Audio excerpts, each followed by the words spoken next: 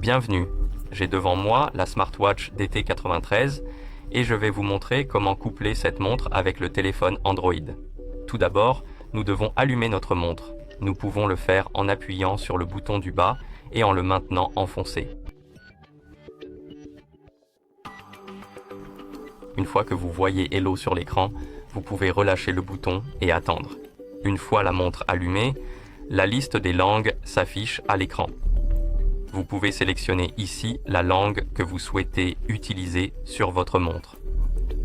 Vous pouvez faire défiler cette liste en balayant l'écran de haut en bas, comme ceci. Trouvez la langue que vous souhaitez utiliser et sélectionnez-la en tapant dessus. Une fois la langue sélectionnée, vous pouvez appuyer sur ce bouton de retour ici pour revenir en arrière, comme ceci.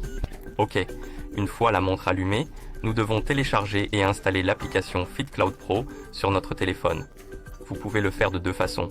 Vous pouvez soit ouvrir le menu de votre montre en balayant l'écran vers la droite, faire défiler l'écran vers le bas et appuyer sur Paramètres. Dans les paramètres, trouvez l'option appelée Code QR et scannez le code QR avec l'appareil photo de votre téléphone. Vous obtiendrez alors le lien pour télécharger l'application. Vous pouvez également ouvrir le Play Store sur votre téléphone, appuyez sur Recherche, tapez FitCloud Pro et appuyez sur Rechercher. Et voilà, l'application FitCloud Pro est là. Appuyez maintenant sur le bouton d'installation pour l'installer. Une fois l'installation de l'application terminée, vous pouvez appuyer sur Open pour l'ouvrir, puis tapez sur Accepter. Ici, nous pouvons faire plusieurs choses. Nous pouvons enregistrer un compte si nous en avons besoin. Vous pouvez vous connecter à un compte existant si vous en avez un. Vous pouvez également utiliser l'application sans créer de compte. Je vais simplement sélectionner l'option « Utiliser sans compte ». Mais si vous sélectionnez cette option et que vous supprimez l'application, vos données disparaîtront. Si vous voulez conserver vos données, vous devez donc créer un compte pour les conserver.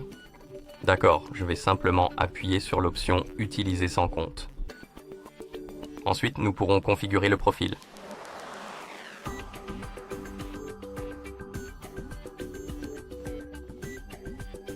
Une fois que vous avez terminé, vous pouvez appuyer sur Suivant. Ici, nous pouvons définir des objectifs comme la distance, les calories et les pas. Une fois que vous avez terminé, vous devriez voir cet écran. J'ai oublié de le mentionner, mais assurez-vous que le Bluetooth est activé sur votre téléphone pour coupler les appareils. Sur mon téléphone, il est activé. Et maintenant, tapons sur Recherche. Autorisons la permission pour la localisation. Pour les autres autorisations, vous pouvez les refuser ou les autoriser. Cela dépend de ce que vous voulez. Je vais simplement les refuser et taper à nouveau sur Recherche. Apparemment, je dois autoriser les permissions, ce qui est bizarre, mais bon. Une fois que vous avez terminé avec l'autorisation, vous devriez voir la liste des appareils. Vous pouvez faire défiler la liste vers le bas. Trouvez la smartwatch à CB, puis appuyez sur Connect pour lier les appareils.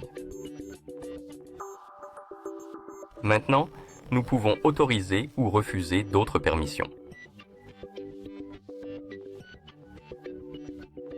Ici, je vais taper sur Annuler. Une fois que vous avez terminé avec les autorisations, vous devriez voir l'écran d'accueil de l'application. Vous pouvez maintenant appuyer sur Device. Nous avons ici la page de l'appareil de notre montre. Cela signifie que les appareils sont appariés. C'est ainsi que l'on apparie cette montre avec le téléphone Android. Merci d'avoir regardé cette vidéo. Si vous avez trouvé cette vidéo utile, n'hésitez pas à vous abonner à notre chaîne et à laisser un like sur la vidéo.